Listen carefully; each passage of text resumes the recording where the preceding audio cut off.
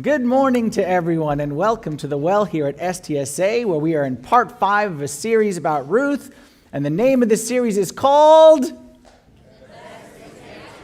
Y'all don't sound like people who are waiting for the best. You sound like people who want the worst. Y'all want the worst? Y'all happy in the worst? What's the name of this series? The series is called... The best is yet to come. And whether we're here in Arlington or across the camera over there in Leesburg, we're happy that you're joining us today. We're wrapping up this series. But before we wrap up the series, I got to tell you my favorite part of this series. I got to tell you what my favorite part has been. I have been so happy during this series because I am going to people's homes. I'm overhearing conversations. I'm getting emails and text messages from people who are in the Bible. And people who are in the Word of God. And that makes me so happy. Like, I love it when someone's like, hey, Father Anthony, you said this last week, but did you ever wonder, why did Naomi say this way? And how come Naomi didn't this? I love that. Or someone said, Naomi, that there was the girl who left, the Orpah and the Ruth. And maybe there was a reason why that God sent two and one left. Or what is this? And I love that. I love when we're in the Word of God and it's not just a Sunday thing, but it's a Monday, Tuesday, Wednesday, Thursday, Friday thing. And even someone sent me a joke about Ruth. You guys want to hear a Ruth joke? Can you give me a little bit of grace here on this joke? Because I had to find something about Ruth. So that's not easy. So it's about Ruth. And the joke is this.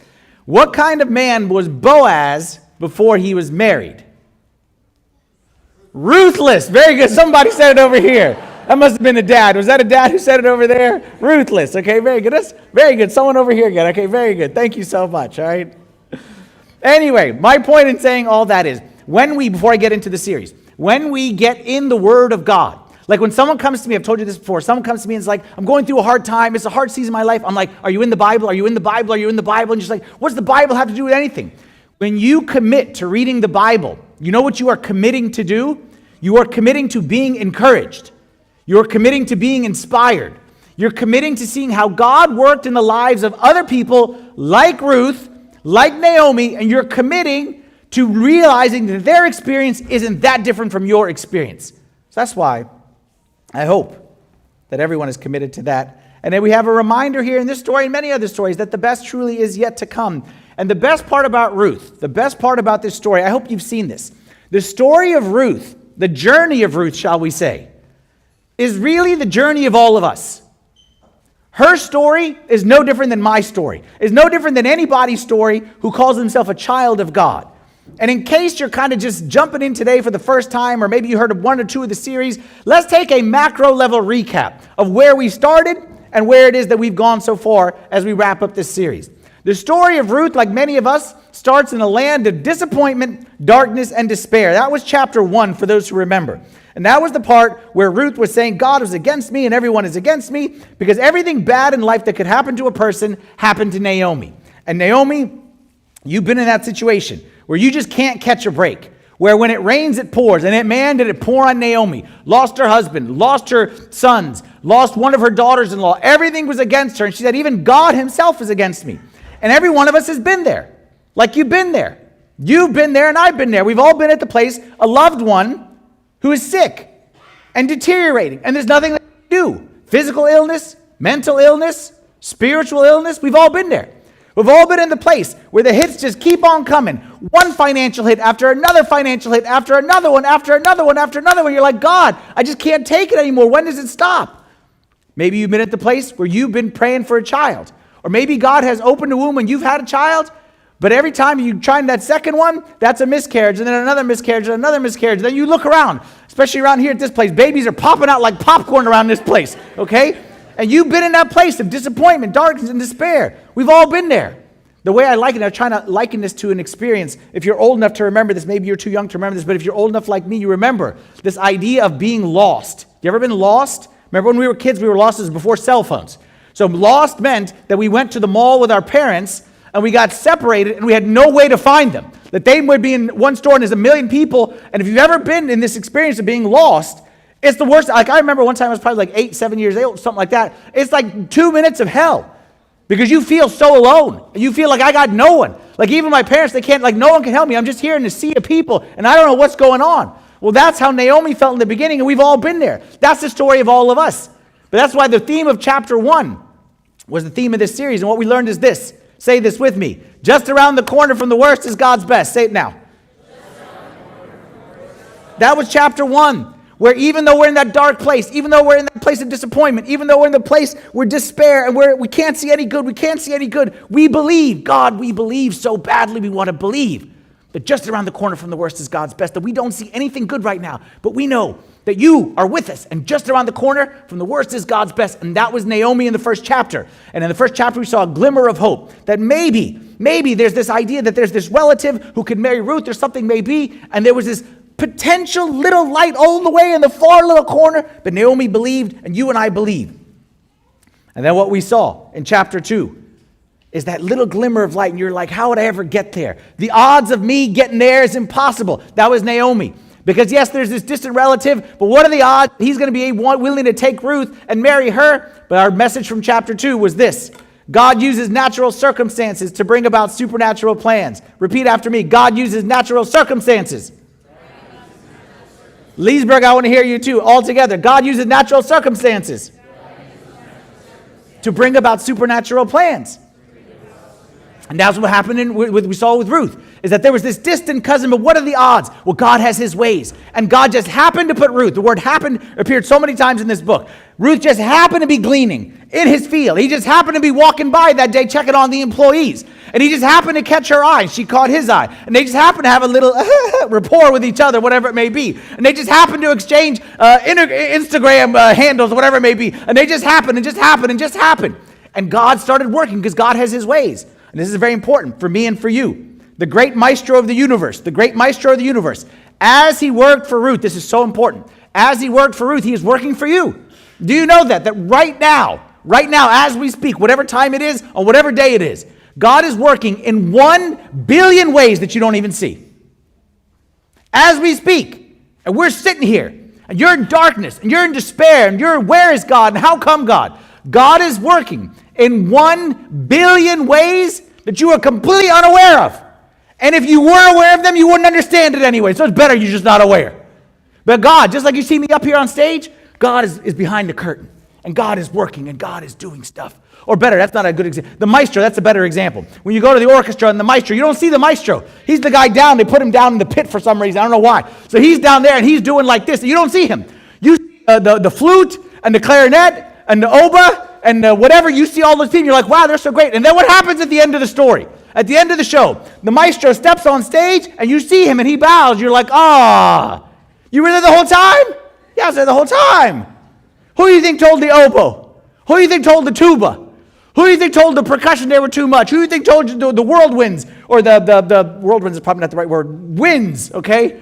The only instrument I used to play was the recorder, okay? So I don't know what that falls into. So who do you think told the recorder to turn it up a notch? That was the maestro. And right now, as we speak, God is working. God is working. Maybe it's that door that you keep banging on, and God keeps closing. Maybe God is working through that closed door. Maybe it's the opposite. Maybe it's working through an open door. Maybe it's that girl's name, who you just keep hearing that girl's name mentioned. That's from maybe God is trying to tell you, pick up the pace, man. Go make your move. Now's the time. Maybe it's that gnawing feeling in your stomach. Just something isn't right. Maybe that's God. God is always working using natural means to accomplish his supernatural plans.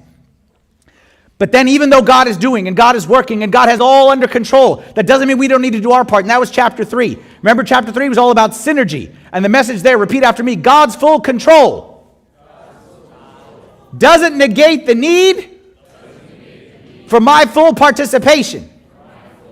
That God is going to do his part, but we got to do our part. And that was Naomi and Ruth. That after they were in darkness and it was so bad, and where's God going to work? And then all of a sudden God opened his door and this is going to be fantastic.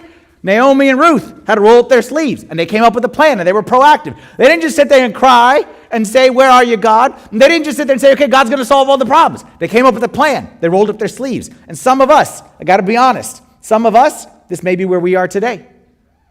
We're at this stage. We're thinking to ourselves, we're waiting on God. Father Anthony, we're waiting on God. Where is God? We're waiting on God. And God, you know what God's doing?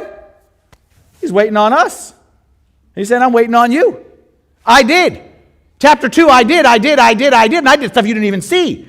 But now we're on chapter 3. And chapter 3 is you need to do. Think of it like a scholarship. Okay, if I get a scholarship, you give me a scholarship to go to school, that's great. You did all the work. You gave me $1 million to go to college. But I got to do my part. I got to show up at class. I got to take the exam. I got to study. Well, that's the whole point of this synergy, is that God's full control doesn't negate the need for my full participation. And then last week we got to chapter 4, when they participated. Then we saw chapter 4. The godly life is never a straight line between 2 points. Say that after me. Say, the godly life is never a straight line between 2 points. Even when God is in full control, it's never a straight line. God did everything. God prepared, and Boaz got rid of the other relative. So it's like, boom, this is perfect. But it still wasn't a straight line. God's ways, remember we said, is less an interstate highway and more a mountain road with obstacles where you trip and you fall and windy turns and low visibility. And that's what we saw last week, and that's the story of all of our lives. Ruth and Boaz overcame obstacles, and God gave them the best, but he didn't give them the best from there. They had to work their way and navigate their way around. Maybe that's where some of us are today. We're all on the road of God's best, but we're in one of those stages. So that's what I want to say, is the picture of Ruth and Naomi, man, that's a macro picture, and all of us are somewhere in that. Now, what I want to do today is we wrap this series. I want to bring this home and drive this home with one overarching message that really is a repetition of everything we've been talking about, but kind of ties it together in a nice bow. And that message is this: that what looks like the end is often just the beginning. Repeat after me. What looks like the end is often just the beginning. Imagine going to a movie and watching the first half of it and then walking out. And then someone says, how was the movie? What would you say? Seen better. Like, I went in, there was all these like open things, and then the director just left all these open things. He didn't tie any of the loose ends up. We just left wondering. So really, the director did a poor job. There's no way you read half a book, watch half a show, go to half a movie, and think anything good is happening. Let me ask you a question. Let's say you were living in the time of Ruth, which again is all of our story, and you were just with her for the first half of the story. What would you say? What would you be tempted to say during the first half of Ruth and Naomi's story? You'd be tempted to say as she did, God left. If you were watching this, you would say, objectively, God left Ruth. God is not with Ruth. God forsook Ruth. I'm sorry, Naomi. Both of them, but either one. God left Naomi. God forsook Naomi. God was not with Naomi because all these bad things are happening. But here's the important part. Did God ever leave Naomi for a second? Was there ever a time where Naomi and Ruth was not at the forefront of God's mind, where God wasn't actively working, where God didn't see every detail, every tear, every pain, and God wasn't concocting a plan, and the maestro wasn't working? Was there ever a split second where any of that was true? No. But it sure seemed like it. Not only was God with him the whole time, God was with Naomi when there was a famine. God was with her. God was with Naomi when her husband died. God was with her. Her sons died. God was with her. Ruth is in that field. Okay, Ruth made the right decision. Ruth is in that field, and she's sweating as she's gleaning, and she's like, I don't know what I'm doing with the rest of my life. God was with her in that moment. It didn't seem like it, but God was with her every step of the way. There's a word that we use in church to describe this, about God being in control even when we can't see him. And it's a Greek word that you may hear in the church prayers. It's pantokrator. Say pantokrator. Pantokrator. Pantokrator is sometimes translated the Almighty. That's how it was when we were young, okay, and the church first came to America. It was translated as Almighty. But Almighty is not the best translation for it, and that's why the church said, you know what, there really is no good English word. Let's go back to the Greek word, pantokrator. But if I had to say what it, had to define what it means the controller of all. The one who has everything under his control. And that's why you see that icon up there on the screen. You see Christ on his throne, then he's got a blue ball in his hands. What do you think that blue ball represents? It's not the earth. Someone said the earth. No, the earth is a tiny speck on that thing. That's all the creation. That's all the planets. That's all the galaxies. That's all the solar system. That's all the everything, everything, everything. That's all that's seen and unseen, invisible and invisible. And it all sits where? In the palm of his hand. The way you would carry a tennis ball is the way God carries the universe. Now I want to ask you a question. As you see that picture up there on the screens, can you see your problem up there? Can you see it? Find me your problem up there. I would love to have everyone come up here and point to the size of their problem on this thing right here. And show me the size of your problem in relation to the size of your God. That's what Pantokrator means. It means there's nothing outside of his control. It means there's not one atom, not one molecule in this universe moves one fraction of an inch without his permission.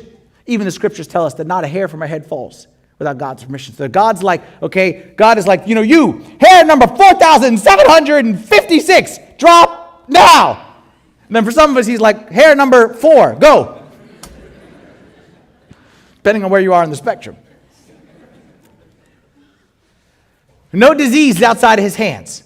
No mental illness is outside of his hands. No layoff is outside of his hands. No rejection is outside of his hands. No matter how many times you've been rejected, never outside of his hands. No betrayal is outside of his hands. No pain, no suffering, no war, no nothing is outside the hands of Almighty God. And that doesn't mean he's the cause of everything, but it absolutely, positively means that he is the solution to everything. Because nothing he can't fix. Nothing he can't control. God, as the master chef, there's no ingredients that you bring to the chef and he's like, I don't know what to do with this. There's none. No matter what the ingredients are, the chef's like, okay, bring it here, bring it here. Bring it here, bring it here. I'll take care of it. I'll make it. I know. Because that's God, the great maestro. Isaiah chapter 40, verse 22 says it this way. It is he who sits above the circle of the earth. Its inhabitants are like grasshoppers, who stretches out the heavens like the curtain and spreads them out like a tent to dwell in. That guy who's giving you a hard time at work, grasshopper. That pesky little problem that's destroying your life, grasshopper, grasshopper, grasshopper to God. Nothing. Anything in this world is grasshopper to God. And just because we don't see the solution doesn't mean that God has lost control. And there's actually a hymn in the church, a hymn that we say that reminds us of this principle, that God is the Pantokrator. You know the hymn? Okay, we learned it when we were young. It goes like this. He's got the whole world in his hands. He's got in his hands. Leesburg, I want to hear you too. He's got the whole world in his hands. He's got the whole world in. Right? That's right. Very good. Very good. I sing, I dance, I do everything up here. Okay? I dig it all. Okay? He's got the you and me brother in his hands. He's got the fuzzy wuzzy bear in his hands. Okay? He's got whatever it may be in this universe. It's in his hands. Nothing's outside of his hands. And our lesson for today that we learn in Ruth, we learn in Naomi, we see throughout Scripture, we see throughout our lives, is that God is in full control. And just because something seems like the end, Naomi, in chapter 1, it seems like the end, it seems like the end, it seems like the end. Naomi, hold your horses.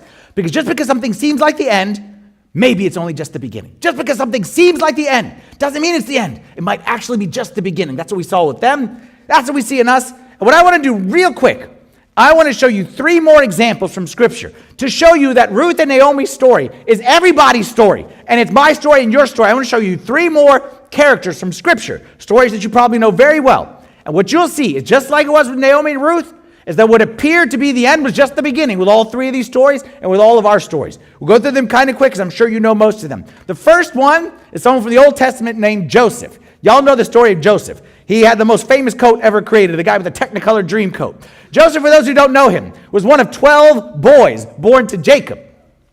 And Joseph was the favorite of his father, and he was spoiled. That's why he had that fancy coat. And one day, Joseph's other brothers, Joseph was loved by his father, but he was hated by his brothers. One day, his brothers, ho-hum, threw him in a well.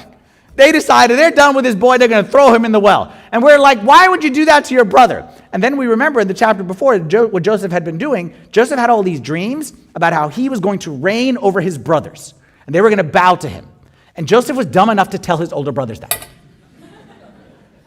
That explains the well.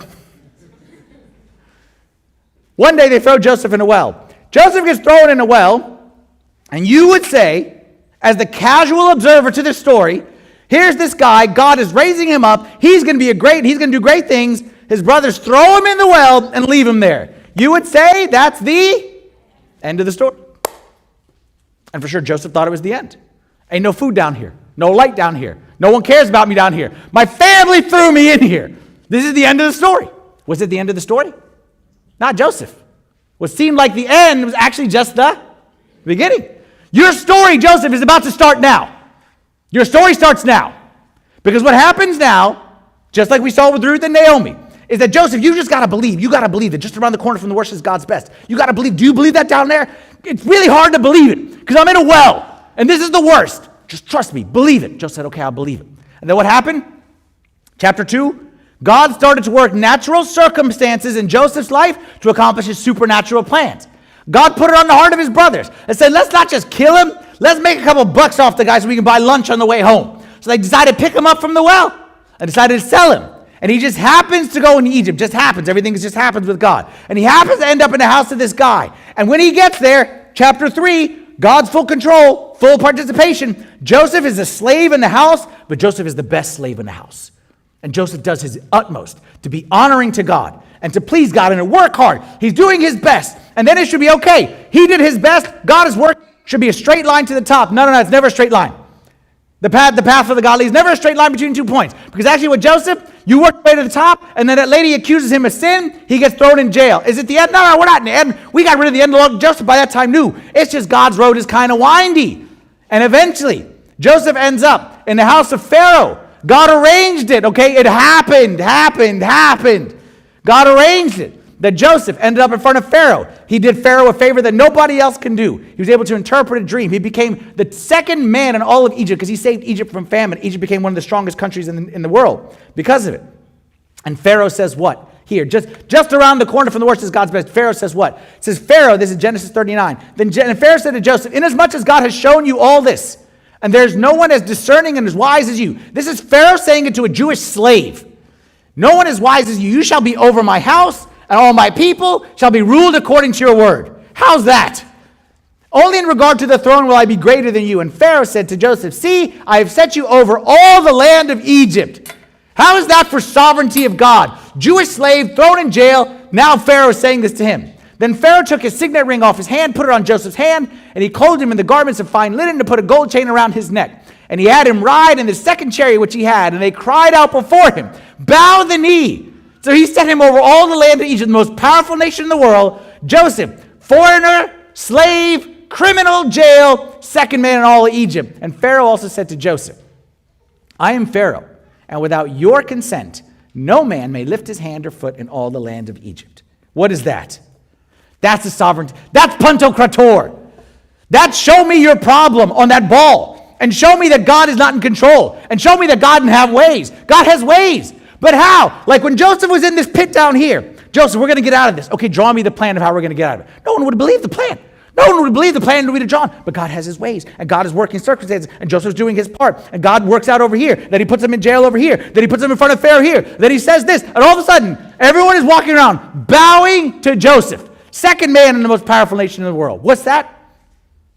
That's what seems like the end. It was only just the beginning.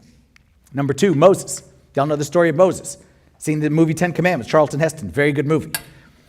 By this time, this is a little bit after Joseph. The Jewish people are now enslaved in Egypt. They are slaves and they are being oppressed very badly. So God hears the cries of the people and God says, you know what? I'm going to save my people. I'm going to send this guy named Moses. Moses, you go to Pharaoh and you say the famous phrase, let my people go. Let my people go.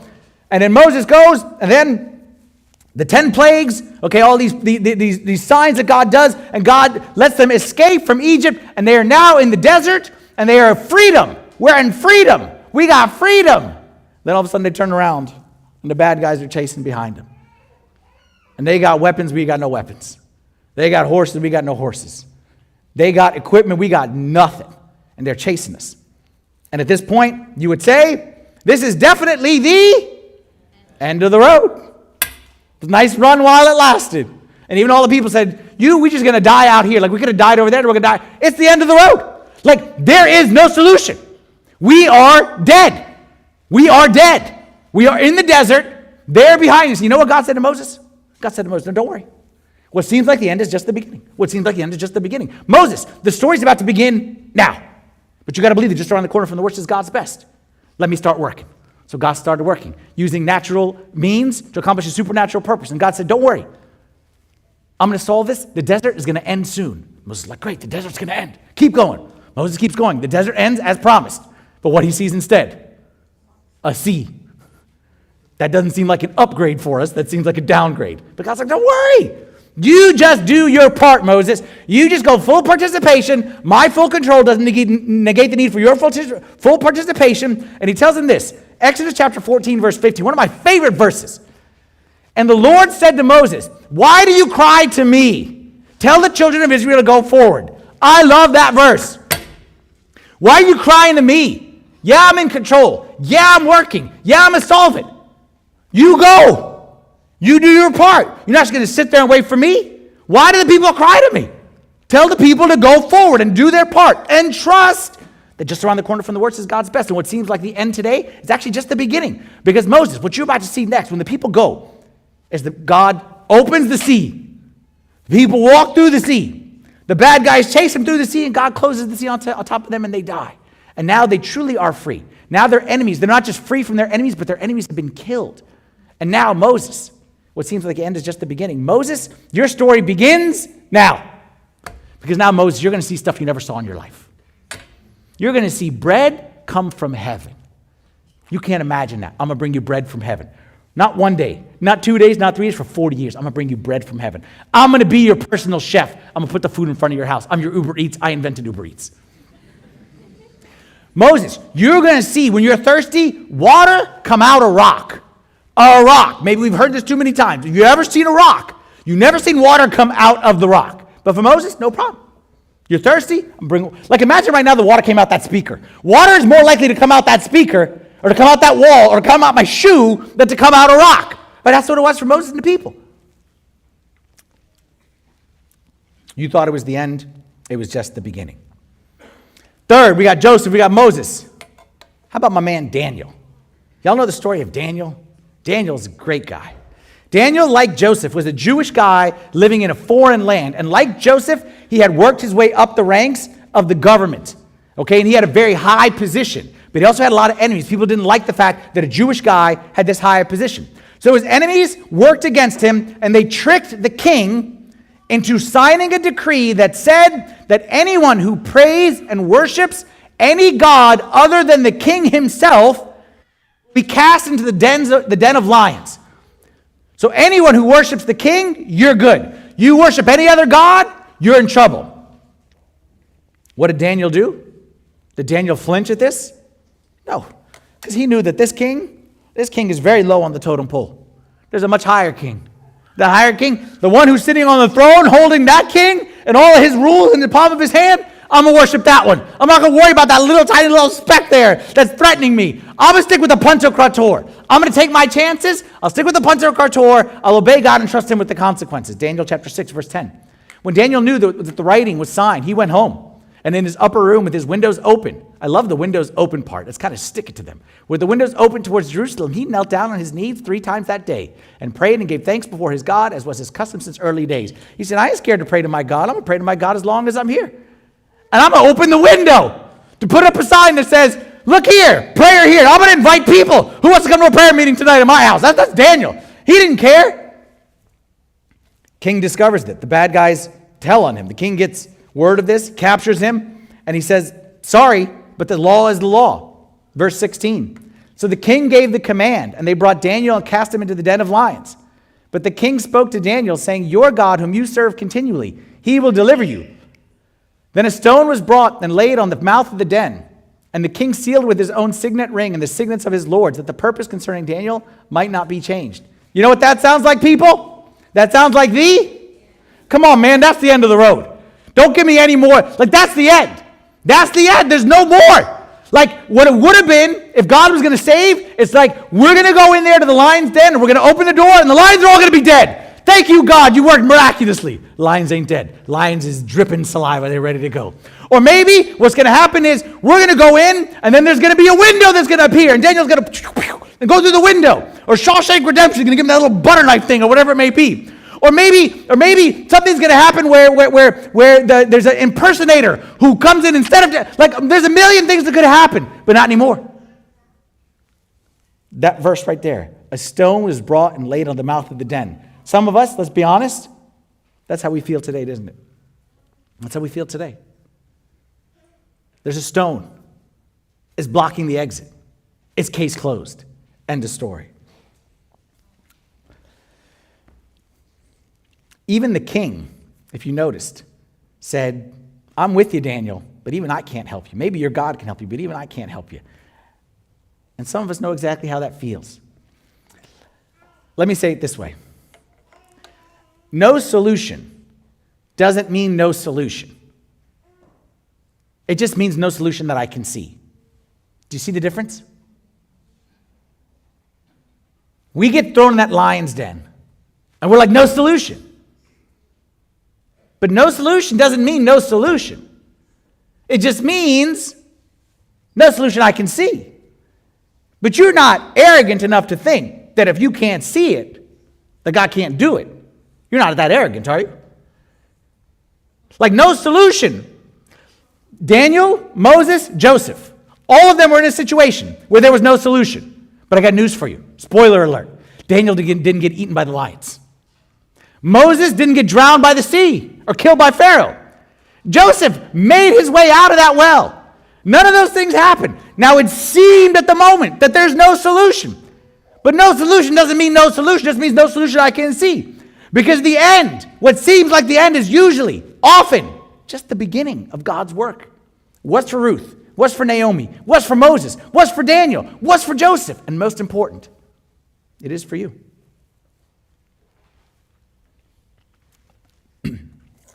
Romans chapter 11, verse 33. Again, great verse for those looking for a verse to memorize. Oh, the depth of the riches, both of the wisdom and knowledge of God, how unsearchable are his judgments and his ways past finding out. How unsearchable are his judgments and his ways past finding out. Meaning God has so many ways. Oh my goodness, my head hurts when I try to think of the ways that you, God, have for us. Like, I have 3 ways, 4 ways, 5 ways. God is like, are you kidding me? I got ways in places you never even seen. Like, I could go like this and pull out a way. I got ways. I'm the maestro. I'm the pantocrator. What are you worried about?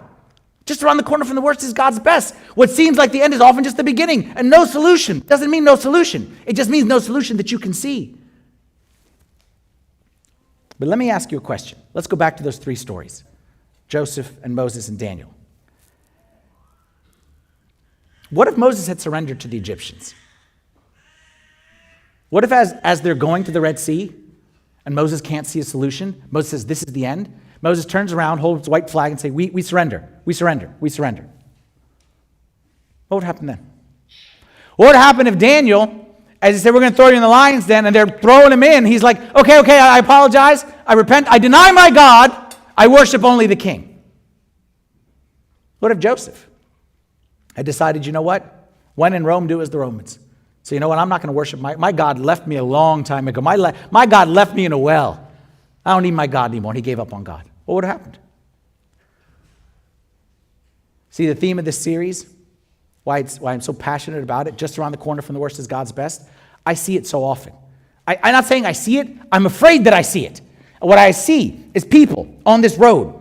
And here they are in darkness and despair, and then the pit, and then they build themselves up, and then they believe, and they start to go, and then they're doing their part, and God is working in miraculous ways, and they're doing their part, and then all of a sudden it's not a straight line, and then it's like, come on, man, keep going.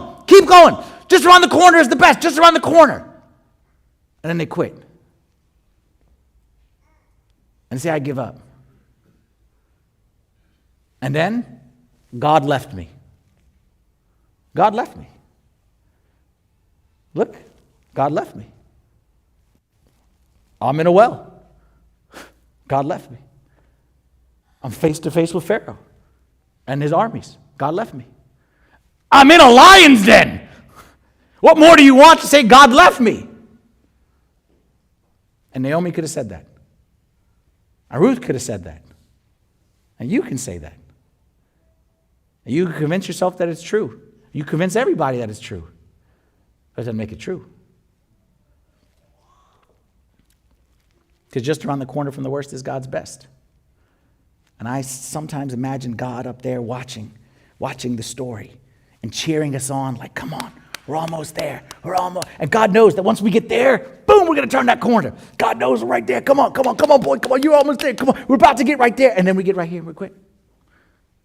And God is encouraging us. And what seems like the end is usually just the beginning.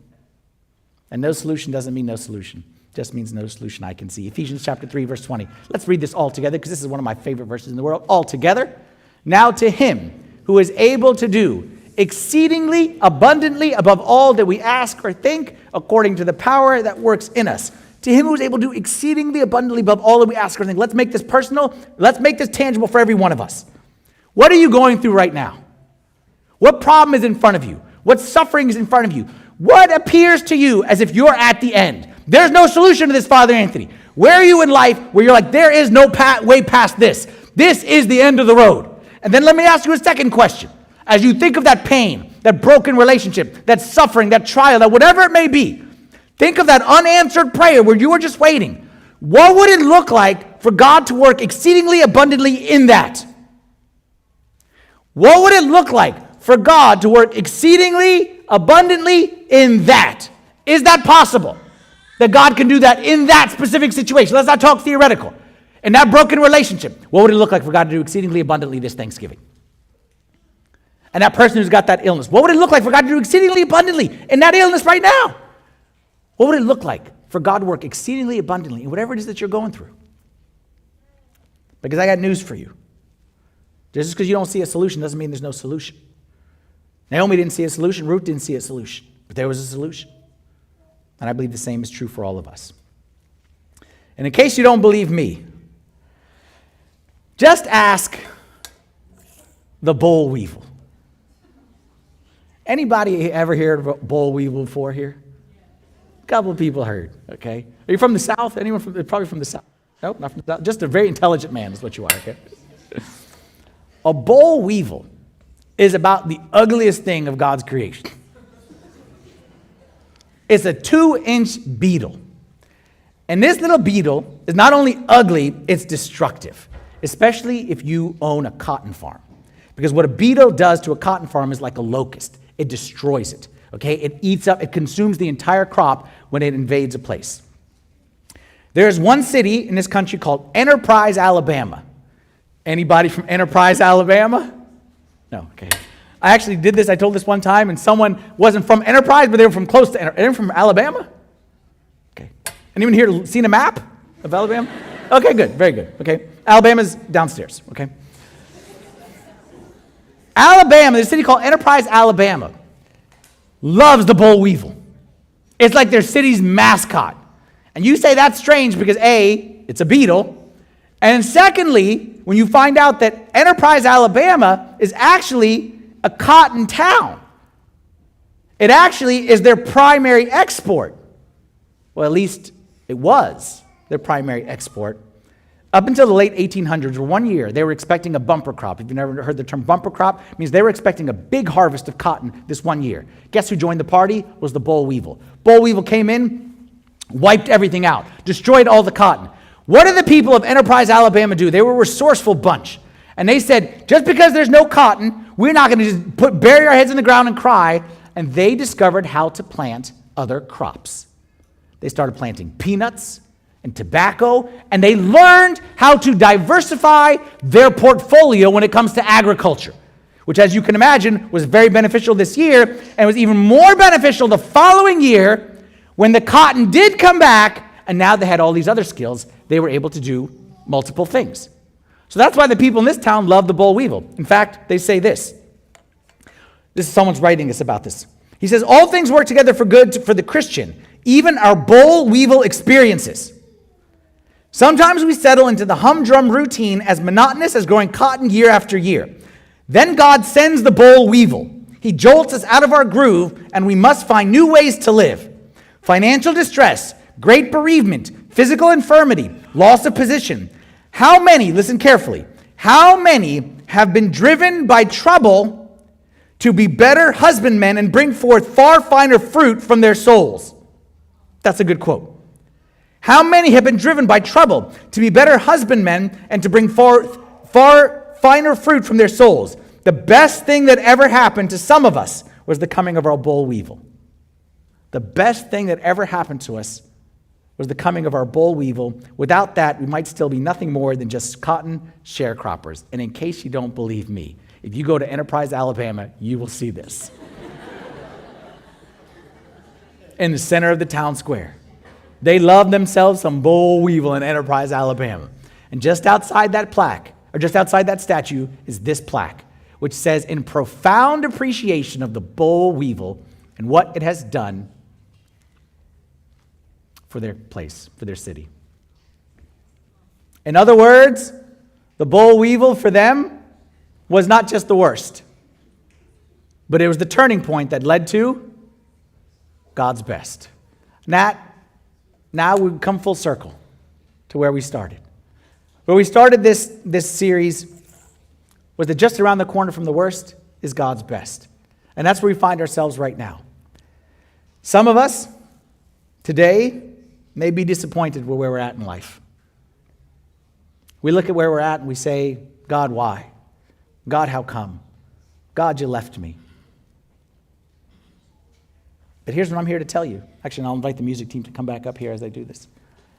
Here's what I'm here to tell you, is that maybe what you're going through today, maybe it's your boll weevil experience. Maybe what seems like the worst today may turn out to be the best thing that ever happened. It was for the people of this city.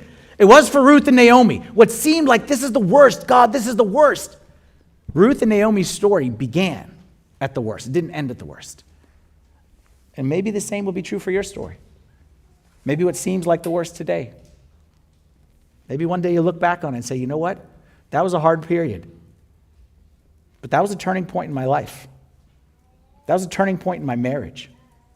That was a turning point in my faith. I wouldn't be who I am today if it wasn't for that. Do you believe that that could happen? Maybe it's time for some of us just to bow our heads and close our eyes and say, God, we trust you. God, we trust you. We trust you, God. You are the Pantocrator. And you know, Lord, that we're in a situation that sometimes seems like the end. And Lord, it is hard for us to see any solutions, but we trust you, Lord. And we trust that what we can't see a solution doesn't mean there's no solution, just means that it's something that we can't see, but you can. I want everyone right now, as we're bowing our heads, closing our eyes, say, God, I trust you. I trust you that the best is yet to come. I trust you that the best is yet to come. Let's close our eyes, take a minute of silence here, a few seconds.